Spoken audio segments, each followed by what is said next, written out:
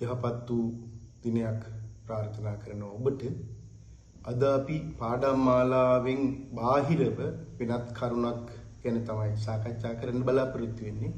එහිදී කියන්න ඕනේ අපෙන් යම් මහත්මයෙක් ඉල්ලීමක් කර තිබුණා.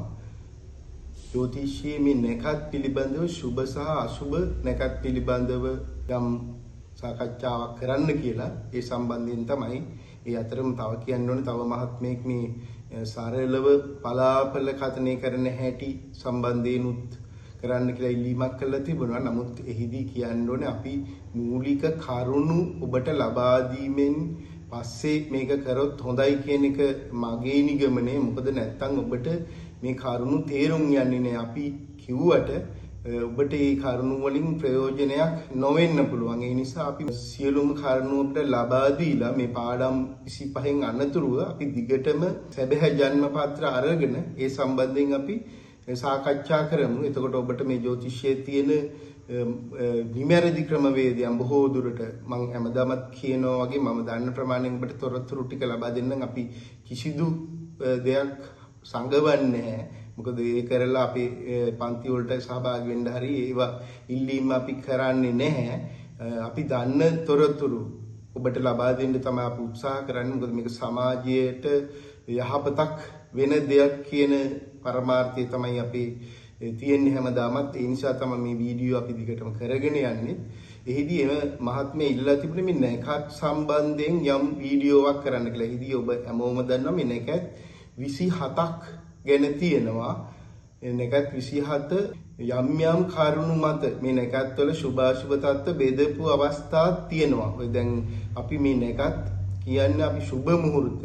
ඒ කියන්නේ සුභ මොහොත නැත්නම් සුභ මුහුර්ත කියන ඒවා හදන කොටත් අපි මේ නැකත් ගැන විශේෂ අවධානයක් යොමු කරනවා. නාක්ෂාස්ත්‍ර කියන්නේ නැකත් වල මේ දෝෂ ගැන කියන කරුණු. නැකත් නාක්ෂාස්ත්‍ර පාප දෝෂ සුද්ධිය කියලා මම හිතන්නේ ඒකට කියන්නේ. ඒකෙදි කියනවා අර බෙරණ සහ කැති කියන නැකත් දෙක. බෙරණ සහ කැති කියන මේ නැකත් දෙක යොදා ගන්න එපා කියලා. මොකද කැති නැකත ගින්නටද බෙරණ යමයටද අයිති වෙනවා කියලා තමයි මම හිතන්නේ පොත්වල සඳහන් කරලා තියෙන්නේ. මේ නැකත් දෙක යොදා ගන්න එපා කියලා මේ කිසිදු සුබ කටයුත්තක් වෙනුවෙන්.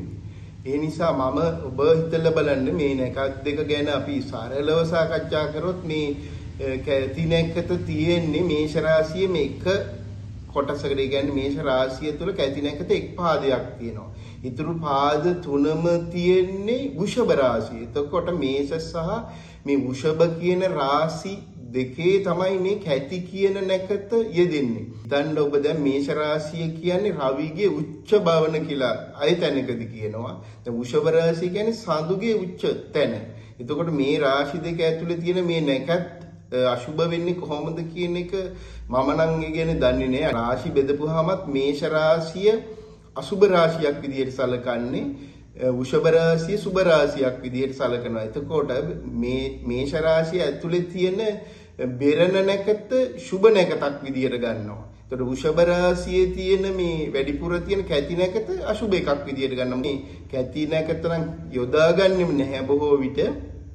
බෙරණ නැකත යම් යම් කටයුතු වලදී යොදා ගන්නවා. එතකොට මේ අසුභයි කියන මේෂ රාශිය ඇතුලේ තියෙන මේ බෙරණ නැකත යොදා ගන්නවා. මේ සුභයි කියන වෘෂභ රාශිය ඇතුලේ තියෙන මේ වැඩිපුර තියෙන මේ කැති නැකත යොදාගන්නේ නැහැ. ඒ වගේ මම දන්නේ මොන පරමාර්ථයක් ඒක තියෙනවද කියලා. කවුරු හෝ ජ්‍යොතිෂය දන්න කෙනෙක් ඉන්නවනම් අපිට මේ සම්බන්ධයෙන් පැහැදිලි කරන්න. මොකද අපිටත් අවශ්‍යයි මේ දැනුම ලබා ගන්න. අලුත් දැනුම ලැබෙනවා නම් අපි ඒ ගැන සතුටු වෙනවා. මොකද අපිත් නිරවුල් වෙනවා නම් යම් දෙයක ඒක ඉතාමත් වටිනවා කියලා මම හිතන්නේ.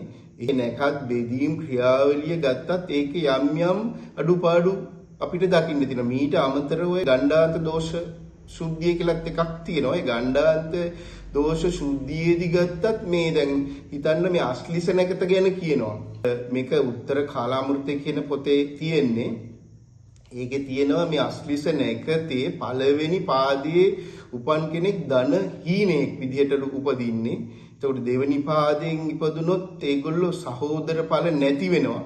තුන්වෙනි පාදයෙන් ඉපදුනොත් මව මිය යනවා කියලා. හතරවෙනි පාදයෙන් ඉපදුන කෙනෙක් ගේ පියාමිය යනවා. ඒකේ අගහරියෙන් ඉපදුනොත් ඒක නවසානම හරි කෙලවරේ ඒක ඉපදුනොත් එහෙම ඒගොල්ලන්ගේ තමාව මිය යනවා කියන කතාවක් මේ කියනවා මේක. හැබැයි ඒකෙදි කියන්න ඕනේ මේක පරිවර්තනය කරපු කෙනා බුද්ධිමත් කෙනෙක්. එතුමාම සඳහන් කළා තියෙනවා මේවා මේ පිළිගත යුතුයි කියලා සඳහන් කරන්නේ. ඒක තමාගේ අභිමතයේ පරිදි පිළිගන්න කියලා. ඊට අමතරව අපි ගියපුවාම දැන් මේක අපි චන්ද්‍රාභරණ කියන පොතට ගියපුවාම ඒ අස්ලිස නැගතේ පළවෙනි පාදේ කියන්නේ ඊටාම සුබ එකක් කිය. ඒකේ ඉපදින අය යහපත් ගතිගුණ ඇත්තා වූ යහපත් කර්මාන්තවල යෙදෙන ඊටාත්ම දියුණු පුද්ගලයෙක්, ඒ කියන්නේ දක්ෂතාවලින් හෙබි යහපත් පුද්ගලයෙක් බිහි වෙනවා කියන එක තමයි මේ චන්ද්‍රාභරණ කියන පොතේදී කියන්නේ.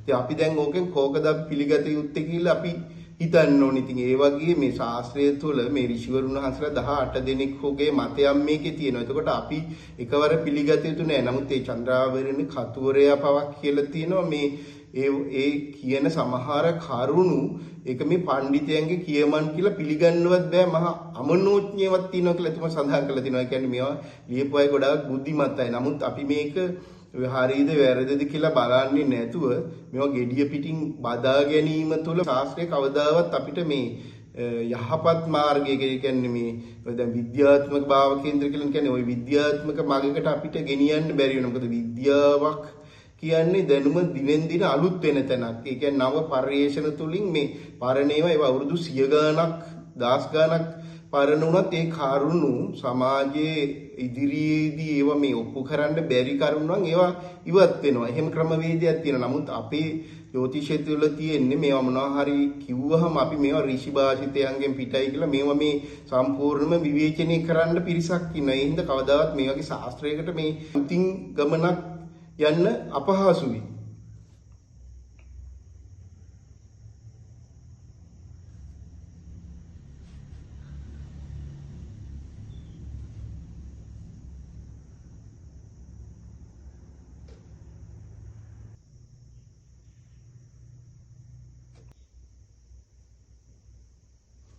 මෙහිදී ඔබට මම සඳහන් කරන්නේ මේ සම්බන්ධයෙන් ක්‍රිෂ්ණමූර්ති පඬිතුමා කරපු පරිශ්‍රණය. එතුමා මේ සෑම දෙයක්ම ගැනම තොරතුරු හොයලා මේ ක්‍රිෂ්ණමූර්ති ක්‍රමයේ තුල යම් සාධාරණ ක්‍රමවේදයක් සකස් කරලා තියෙනවා. ඒක තමයි ඔබට මම හඳුන්වා දෙන්නේ. ඒකෙදි අපි කිසිදු නැකතක් සුබ හෝ අසුබ වශයෙන් අපි ගන්නෙ නෑ. කිසිම නැකතක්. ගන්න ඒ නැකතේ ක්‍රියාකාරීත්වය මත තමයි ඒක සුබද අසුබද කියන එක තීරණය කරන්නේ. යම් නැකතක ඒ නැකත් හිමියා නිවේදනය කරන භාව මත තමයි තීරණය වෙන්නේ. ඔහු සුබ භාව. අපි හිතමු මේක උදාහරණයක් විදිහට අපි රැකියාවක් ගැන කිව්වොත් 10 වැන්න සහ 11 වැන්න වගේ භාව නිවේදනය වෙලා දෙවෙනි භාවයේ වගේ නිවේදනය වෙලා මේ සුබ භාව නිවේදනය වෙලා තියෙනවා නම් මේ නැකත් අධිපති මගින් ඒක ඊටමත් සුබයි. ඊට පස්සේ අපි හිතන්නේ අසුබ භාව විදිහට තියෙන මේ 8 12 වගේ භාව නම් මේ නැකත් අධිපති නිවේදනය කරන්නේ ඒක ඊට අසුබයි. ඉතින් එහෙම තමයි තියෙන්නේ. අපි පුද්ගලයෙක් මේ බාහිර පෙනුමට හෝ පුද්ගලයෙකුගේ මොකක් හරි પરම්පරාව හෝ අරගෙන කරන නිගමනයකට වඩා ඒ පුද්ගලයා කරන දේ පිළිබඳවනේ අපිට වැදගත් වෙන්නේ. අපි කොච්චර යහපත් પરම්පරාවක ආවත් ඔහු කරන්නේ වැරදි වැඩ නම් ඉතින් අපි ඒකෙන් අපිට කිසිදු තේරුමක් නැහැ නේ. ඒ වගේ මේ ග්‍රහයෙකුත් ඔහු ලබා දෙන්නේ සුබ ප්‍රතිඵල නම් එතකොට මේ සුබ ප්‍රතිඵල ලබා දෙන ග්‍රහයෙකුගේ නම් මේ නැකත් අධිපති එතකොට අපිට සුබ ප්‍රතිඵල ලැබෙනවා. මේක අපිට ඔබ තව දුරටත් මම මේක මේ නැකත් ගැන සඳහන් කරද්දී මම ක්‍රිෂ්ණමූර්ති ක්‍රමයේ සහ මගේ වසර ගණනාවක මේ කරපු පරිශ්‍රණ තියෙනවා. ඉතින් ඒ තුලින් මම කියන්නේ මේ නැකතක් හදද්දී ඊටාම වැදගත් වෙන්නේ මේ නැකතේ අදාළ කරුණු මේ අවශ්‍ය කරන ග්‍රහය. අපි හිතමු අපි නිවසක් හදනවා කියලා මේ 4 වෙනි භාවය බලවත් කිරීම. 4 වෙනි භාවයේ භාව අධිපති සුභ භාවයක ඉන්න ඕනේ. මේ නැකත් අධිපති සහ උපාධිපති කියන මේ ග්‍රහයෝ ටික සුභ භාවයකට අපිට අරගෙන ගිහිල්ලා හදන්න පුළුවන් නම් ඒ නැකත මං හිතන්නේ ඊටම සුභ නැකතක් කියලා. නමුත් හැබැයි ඒක ප්‍රායෝගිකව එහෙම කරන්න පුළුවන්ද කියන ගැටලුවක් තියෙනවා. මං උත්සාහ කළා තියෙන ඒ සම්බන්ධයෙන්. නමුත් එහෙම නැකතක් අපිට හදාගන්න ඉතාමත් අපහසුයි. එහෙම නැකත් සමහර විට වසරකට නැකත් 2 3ක් වගේ තමයි එහෙම අපිට යෙදෙන අවස්ථා තියෙන්නේ. අනිත් එක ඒකෙදි තව ගැටලුවක් තියෙනවා. අපි එහෙම නැකතක් හදලා දුන්නාම ඒක සමහර විට මොනවා හරි ඔය කියන මේ කප්පරක් දෝෂ මොනකට හෝ අහු වෙනවා. එහෙම නැත්නම් රාහු කාලයට අහු වෙනවා. එක්ක වැරදි හෝරාවකට අහු වෙනවා. ඒකට අපි මේක දුන්නොත් සමාජය කියන්නේ අපි මේ වැරදි නැකතක් දුන්නා කියලානේ. මේ නැකත් හදන එකෙන් මගේ අදහස නම් මේකෙන් අපිට පුද්ගලයන්ට කරන්න පුළුවන් උපරිම 10%ක විතර ප්‍රතිශතයක් තමයි මේ ඔවුන්ගේ කටයුත්තට අපිට මේකෙදි ලබා දෙන්න පුළුවන් ශක්තිය වෙන්නේ. අනිත් 90ම ඔවුන් අතේ තියෙන. ඉතින් ඒකෙදි අපිට හැබැයි මේ 10% හෝ අපිට ලබා දෙන්න පුළුවන් නම් ඒක ඉතාමත් වටිනවා මම කියන්නේ. මොකද දැන් අතර වෙලා තියෙන වාහනයක් අපි අර තල්ලු කරලා ස්ටාර්ට් කරන්න උදව් කරා වගේ මේ යම් කෙනෙකුගේ මේ ගමනට අපි පොඩි තල්ලුවක් ලබා දුන්නොත් මේකට සහායක් ලබා දුන්නොත් ඒගොල්ලෝ ඒ ගමන සාර්ථකව යන්න පුළුවන්. අපි නිතරම උන්ට මම කියන්නේ මනෝවිද්‍යාත්මකවත් ගත්තත් යම් දෙයක් අපි සූදානම් වෙලා යමකට සූදානම් වෙලා වෙලාවකට අනුව මේ හැමදේම සැලසුම් කරගෙන ඒ කටයුතු කිරීම තුළ යම් සුබවාදී දෙයක් වෙන්න පුළුවන්. ඉතින් නැකතෙමුත් යම් මම කියන්නේ විශේෂිත පුද්ගලයෙක් උපදින්නෙත් බොහොම කලාතුරකින් අවස්ථාවක්. ඒ නිසා මේ විශේෂ නැකතක් එදෙන්නෙත් එහෙම අඩුවෙන් අපි පුළුවන් තරම්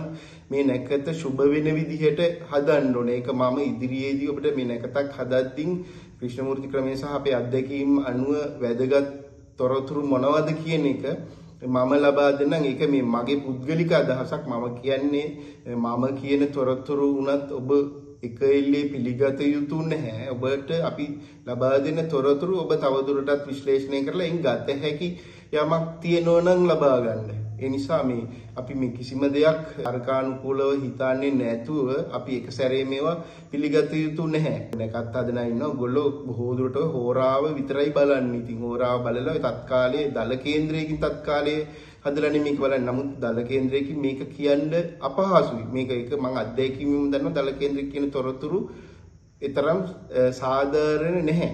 ඔබට පැහැදිලි කර දීමේ මේ කටයුත්තේදී මම කියන්නේ තවදුරටත් අපි ඉදිරියේදී මේ ගැන අපි සාකච්ඡා කරමු. ඒ නිසා ඔබ දැන් ඔබ ජ්‍යොතිෂය අලුතෙන් හදාරන කෙනෙක් හෝ දැනට හදාරන කෙනෙක් නම් ඔබ මේ නැකත් ගැන මේ නැකත්වල බෙදීම් ගැන ඔබේ තරම් අවධානයක් යොමු කරන්න අවශ්‍ය නැහැ. කැති නැකතද රෙහෙන නැකතද මොකද්ද කියන එක ගැන ඊට වඩා ඔබ බලන්න මේ නැකත් අධිපති මොන ආකාරයෙන්ද මේ තත්කාල කේන්ද්‍රය තුල ක්‍රියා කරන්න කියලා. ඒක බලලා ඔහු සුභභාවයක නිවේදනය කරන ආකාරයට මේ නැකත හදලා දෙන්නේ සුභාගේ නිවේදනය වෙන කාලය ඔබට බලන්න පුළුවන්.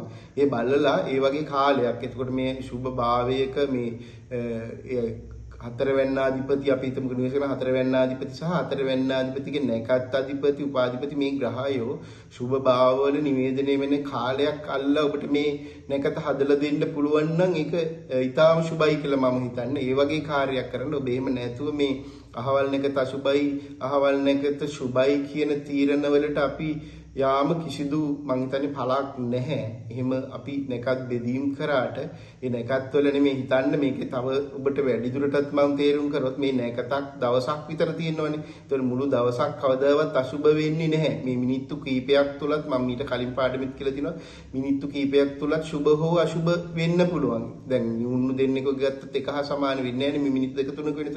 ඒ නිසා මේකේ අපි උපාධිපතිගේ தත්ත්වය වගේ බලලා මේ මිනිත්තු ගාන හරියට නිවැරදිව මේ නැකත හදලා දෙන්න පුළුවන් නම් මං හිතන්නේ ඒක ඉතාමත් වටිනවා කියලා. එතකොට අපිට මේ ශාස්ත්‍රය පිළිගන්න අය අඩියක් හෝ ඉතරහට අපිට ගෙනියන්න පුළුවන් වෙයි කියන දේ මම හිතනවා. ඔබට දැන් අද කරපු වැඩසටහනෙන් යම් හෝ පැහැදිලිවීමක් වෙන්න ඇති කියලා මම හිතනවා. ඒ නිසා තවදුරටත් අපි මේ නැකත් හදන පාඩම් වලදී මේ සම්බන්ධයෙන් වැඩිපුර සාකච්ඡා කරමු. ඒ සටහන අවසන් කරන්නම්. නැවත වැඩසටහනකදී හමු වෙමු. ඔබට බොහොමත්ම ස්තුතියි.